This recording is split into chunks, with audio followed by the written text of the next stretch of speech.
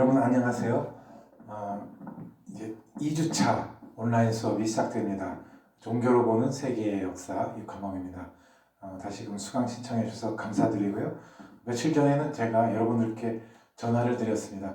그래서 아마 낯선 전화가 와서 전화를 안 받으신 분도 계시고 대부분 학생들은 또 전화를 받아주시고 또 반갑게 이렇게 맞아주셔서 저도 전화 걸면서 좀 힘들었지만 굉장히 또 힘을 내서 즐거운 시간을 또 될 수 있었습니다.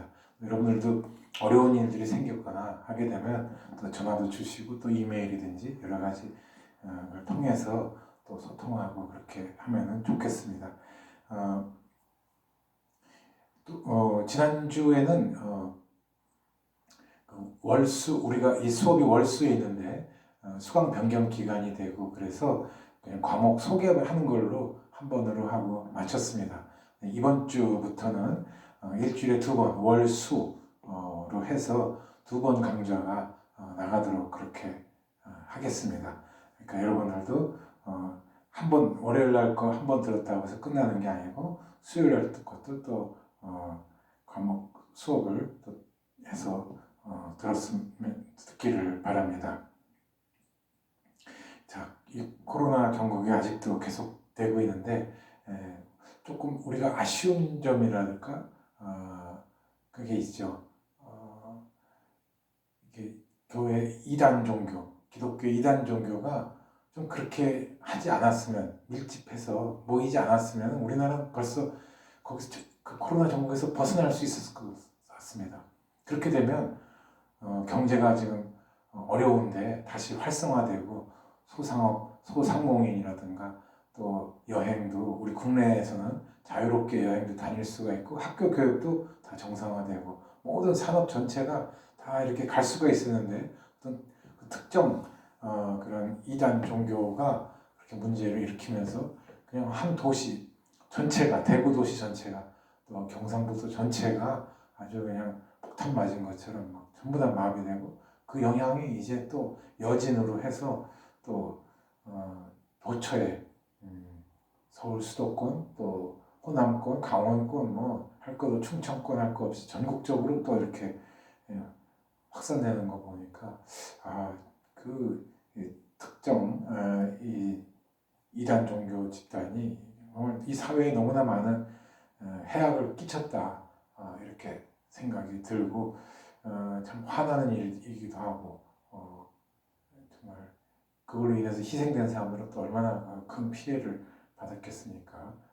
그래서 오늘날 현대에도 과연 이런 일이 있을 수 있느냐? 그 동영상이나 화면들 보면은 정말 이해 못할 부분들이 그냥 보기만 해도 나타납니다. 뭐 흰 옷들 입고 막 나오고 또 교회에서 무슨 졸업식 가운들이 그렇게 해가지고 막 수천 명이 가운을 입고 하는 모습들도 나오고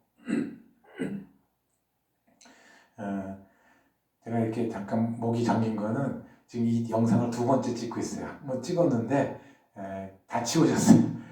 그 1시간 가까이 했는데 다 지워졌습니다. 그래서 지금 다시 2번째 찍다 보니까 목이 조금 잠겨서 기침이 나오는 거지 그거하고는 관계가 없습니다. 자, 종교와 여러분들과 이렇게 전화통화를 하다 보니까 종교가 있는 사람도 있고 또 없는 사람, 또 기독교인 사람, 또 불교인 사람, 또 그냥 역사에 대해서 관심이 있는 사람 이런 분들이 이 과목을 신청한 것을 제가 들었습니다. 종교와 역사는 그 마차의 수레바퀴처럼 같은 궤를 같이 굴러왔습니다. 지난 5,000년 전서부터 지금까지 보면은 역사에 있어서 항상 종교는 같이 왔다. 그것이 긍정적이든 또 부정적이든 하여간 같이 왔어요. 그래서 우리는 여러분들이 역사를 공부하거나 또 사회학을 공부하고 또 정치 경제학을 공부하는 사람들은 이 종교를 모르고 이해할 수가 없습니다. 여러분들이 뭐 우리나라도 종교인이 많지만 여러분들이 만약에 여기서 공항에서 외국에 갔다. 그럼 외국 공항에서 만나는 많은 사람들이 또 이슬람 사람들입니다. 그 사람들은 뭐 머리에 이런 거 두르기도 하고 또 이렇게 가리기도 하고 이렇게 하죠. 그리고 많은 곳에 이슬람 사람들이 있습니다. 그래서 이슬람에 대해서도 알아야죠, 그죠?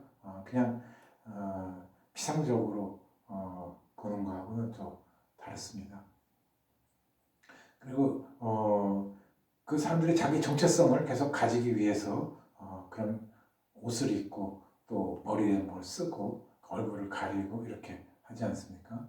또 유대인들은 또 이렇게 머리를 또 모자도 쓰고 이렇게 머리를 또 남자들도 머리를 꽈요. 그리고 긴 검정색 옷을 입고 이렇게 다닙니다. 유대인의 어떤 그런 표시를 또 하고 있죠. 그래서 이 종교와 역사는 항상 이제 같이 왔는데, 그래서 이렇게 종합적으로 종교를 이해할 수 있는 그런 시야가 필요합니다. 내 종교만 알거나 또 이렇게 굉장히 편협하게 잘못된 왜곡된 정보만 가지고 있게 되면은 자칫 또 잘못된 종교에 빠질 수도 있고 또 객관적으로 볼 수가 없는 그런 눈이 되죠. 그래서 이 과목은 그런 객관성을 우리가 가이드해주는 또 가이드를 받는 그런 수업이 되겠습니다. 또 종교가 역사와 같이 왔기 때문에 지배 이데올로기가 거기에 개입될 여지가 굉장히 많았습니다. 그래서 항상 고대 신화 때에서부터 그 신화의 내용 속에 가치관 속에 이런 그 통치자의 이념이 거기에 많이 들어가는 거죠. 그 3000년 전에 그 황제들은 다 본인이 신이었습니다. 그리고 그 밑에 자식들을 하면 또 자식들도 다 신이에요. 그래서 명칭 하나씩 다 부여해주고 너는 바다를 통제해라, 너는 출산을 통제해라, 너는 전쟁을 통제해라, 뭐 이렇게 해서 다 역할을 준 거죠. 그렇게 해서 이 종교가 백성들을 다스리는 하나의 지배 이념으로 굉장히 큰 역할을 했던 거죠. 거기에 반하면 이 이스라엘이라고 하는 이곳은 아주 조그만 땅덩어리입니다. 아프리카 대륙, 아시아 대륙, 그리고 유럽 대륙이 만나는 그 꼭지점에 바로 이 이스라엘이 있습니다.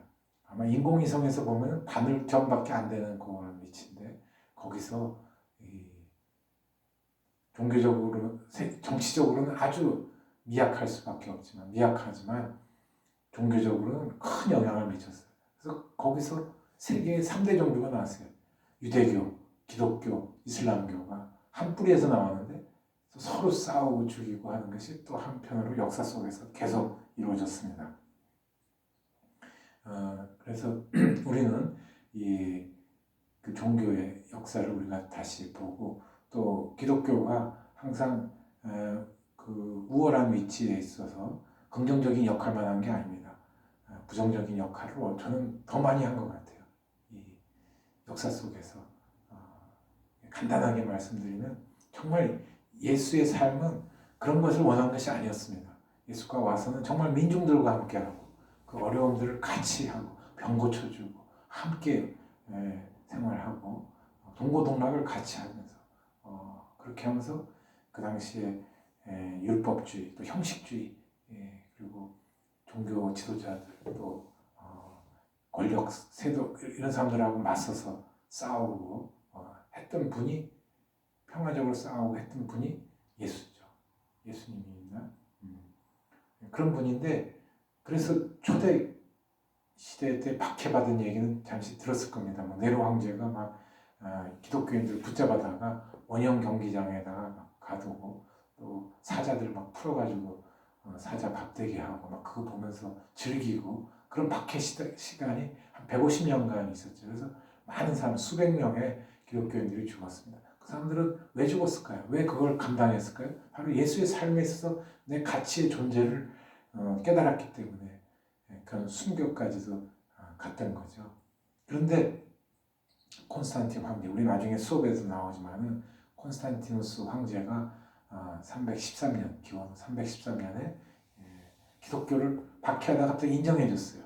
그러면서 그 권력의 핵심으로 들어오게 하니까 그때부터 교회는 권력 위로 아주 그냥 의시되고 자만해지고 오만해지고 그렇게 됐습니다.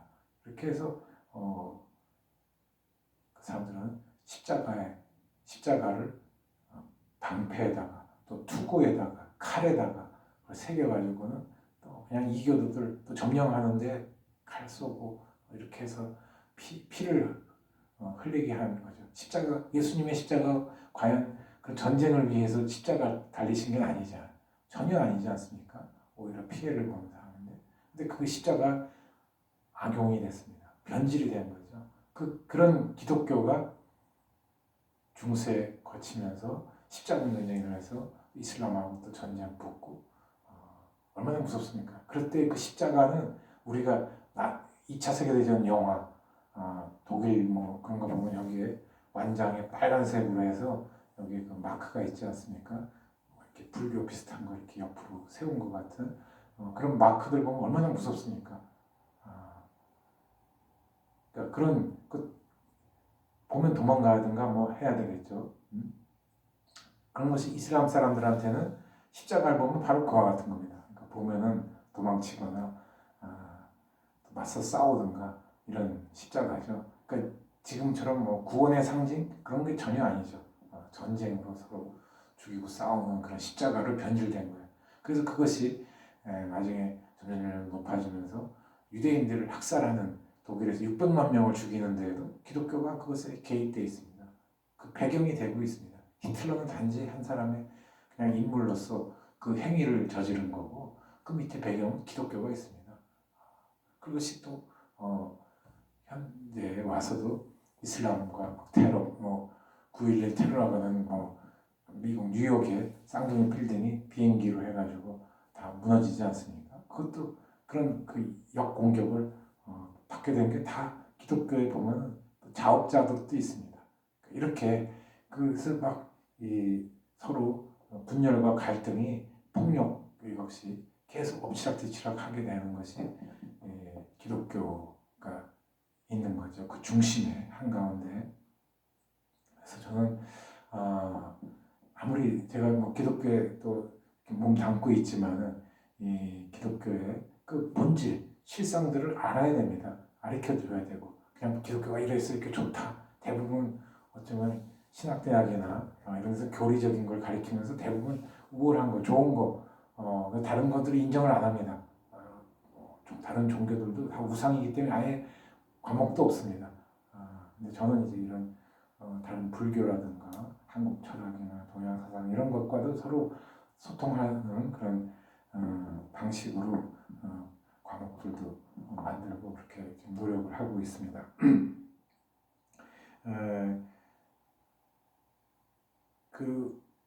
여러분들 탈무드 교육 잘 알죠? 탈무드 하면 어떤 생각이 납니까? 탈무드 교육 어렸을 때 영재 교육 우리가 그래서 이솝우화 보듯이 탈무드에 나오는 그런 에피소드 이야기들을 이렇게 그림책으로 보면서 그 지혜를 거기서 찾는 것들을 많이 얘기합니다. 근데 그것은 아마 그 탈무드라고 하는 한 35권 되는 이렇게 분량이 한 이 정도 되는 굉장히 큰 분량인데 두껍기도 하고요. 그런 그 탈무드에서 비하면은 그 내용은 아마 한 10,000분의 1 정도밖에 안 되는 조그만 내용입니다. 그 나머지는 더 구약 성경에 기초해가지고 많은 그런 새로운 해석들이 거기에 담겨져 있는 내용이죠. 그래서 탈무드 교육은 그냥 우리는 영재 교육을 해서 암기 교육으로 생각하는데 결코 그렇지 않습니다. 많은 유대인들은 어렸을 때부터 회당 교육을 통해서 할머니, 할아버지들과 또 아버지와 부모님과 이렇게 하면서 그 교육을 집에서 받으면서 자랍니다. 그런 그 배경이 아까 언급했듯이 기독교가 이렇게 오랫동안 박해를 하니까 이 사람들이 학교 교육을 중세시대 때도 학교에 나가서 정상적으로 배울 수가 없어요. 그러니까 집에서 교육을 하는 겁니다. 그래서 나라가 없는 유대인들 민족이죠. 그 디아스포라라고도 하는데 그런 사람들이 또 박해를 받으면 또 떠나야 돼요. 그리고 또 지금처럼 막 세계적인 역병, 그러니까 그 당시에 패스트가 생기게 되면 또 막 피신해서 또 가야 되고 그렇습니다. 그래서 유대인들은 이렇게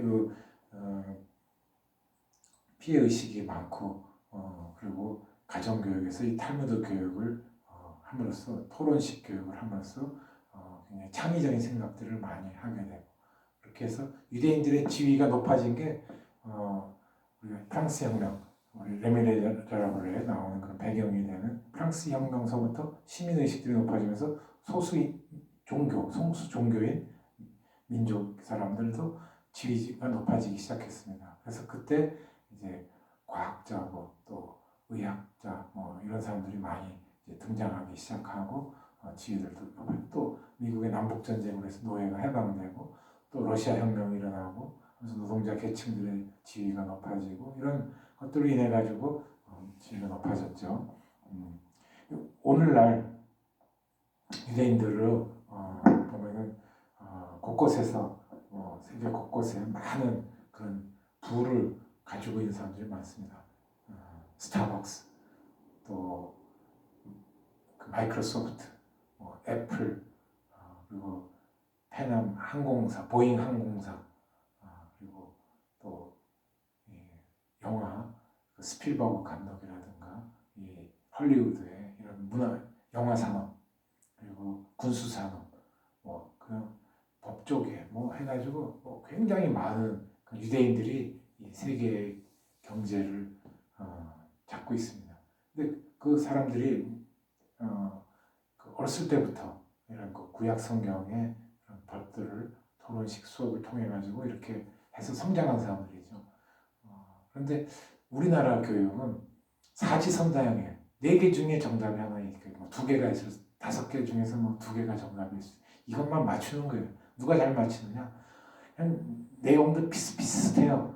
1, 2, 3, 4번 보면은 가나다라든지 보면은 근데 거기서 조그만 차이 하나 발견했다 그래가지고 어떤 사람은 점수가 높고 어떤 사람은 조금 낮고 말이죠. 이런 걸로 어렸을 때부터 그런 평가들을 받았으니 저는 우리나라 교육이 정말 문제가 너무나 많습니다.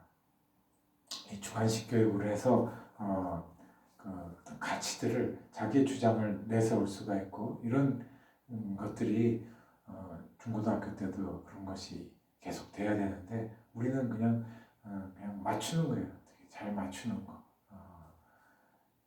제가 옛날에 다닐 때는 그냥 모르는 과목이 나오잖아요. 어려운 과목. 그러면 막 1, 2, 3, 4를 못 맞춰요. 그러다 보면 점수가 그냥 굉장히 낮아져요. 그래서 뭐라 그러냐면 비 사이로 막가라고 이렇게 얘기해요. 비가 얼마나 촘촘하게 비가 옵니다. 근데 그거를 비를 안 맞고서 막 가는 거예요. 그러니까 좀 맞아줘야지 점수가 올라가는데 그 비 사이로 막 간다 그래요. 그래서 비 사이로 막가 점수라고 그랬어요. 그런데 사실 인생에서 이렇게 1, 2, 3, 4에 딱 정답에 들어와 있는 건 없습니다. 정답이 없는 경우가 더 많죠. 또 가치나 철학, 정치, 역사, 문화 다 정답이 없습니다. 새로운 또 진화가 나오고 새롭게 또 막 발전해 나가고 이렇게 되는 건데 꼭 정답을 누구 이름도 딱 맞춰야 되고 연도 딱 맞춰야 되고 지명을 딱 맞춰야지만 점수가 막 올라가고 이런 거는 교육이 아닙니다. 그래서 저는 그런 교육에 여러분들도 오랫동안 오리엔테이션 6, 7년 이상, 8년, 10년 가까이 그런 게 오리엔테이션 됐는데 이제 이런 걸로 다 버리시고 좀 더 가치 영역을 넓히고 이렇게 나의 뇌세포는 있지만 그 세계관을 넓히고 가치관을 넓히고 하는 데 있어서 많이 대학 생활들을 그렇게 보냈으면 좋겠습니다. 그러기 위해서 책들도 많이 빌려보고 인터넷으로만 보지 않고요. 우리 중앙도서관에 가면 그래도 책들이 많이 있습니다. 그래서 그런 걸 보면서 여러분들이 노력하면 반드시 좋은 평생에 두고 그런 자기의 사고 훈련들을 우리가 배우는 계기가 되죠. 그래서 이 탈무드 교육이라고 하는 것이 오늘날 현대에도 계속 과거에 3000년 전에 그 구약 성서에 나온 율법들을 다시 되새김질을 하고 있다는 거예요. 끊임없이. 그렇게 해서 창의적인 교육을 또 창의적인 생각을 갖고 한다는 거죠. 그렇기 때문에 이거는 지나간 역사, 고문서 그냥 어디 저기 처박혀두는 그런 것이 아니라 지금도 살아야 돼요. 또 다른 한편 우리 뭐 다음 시간에도 얘기를 좀 더 드리겠지만 인간의 본성, 시기하고 구약 성경에 보면 인간의 모습들이 시기와 질투와 뭐 여러 또 경쟁심 있고 또 권력 욕이 있고 또 남을 비하하고 뭐 이런 얘기가 있는 반면에 또 겸손하고 성실하고 사랑을 나누고 또 돕고 하는 그런 부분의 가치들도 같이 있어요. 그러니까 그런 것들이 인간의 양면성이라고 할까? 그런 것들이 거기에 그대로 아주 적나라하게 담겨져 있는데 그것이 오늘의 지금 인공지능 시대에 사는 우리들에게도 똑같이 그것이 있다는 겁니다. 하나도 변하지 않았어요. 그래서 3,000년 전의 문헌과 거기에 나타난 인간의 본성과 오늘의 우리들 보면 단 1mm도 바뀐 게 없어요. 요만큼도 바뀐 게 없어요. 인간 본성이 어쩌면 그렇게 똑같은지 한국에 사는 사람들이나 중국에 사는 사람들, 뭐 남미에 사는 사람, 아프리카 사는 사람들이나 다 인간 본성이 똑같아요. 그거 보면 참 그런 걸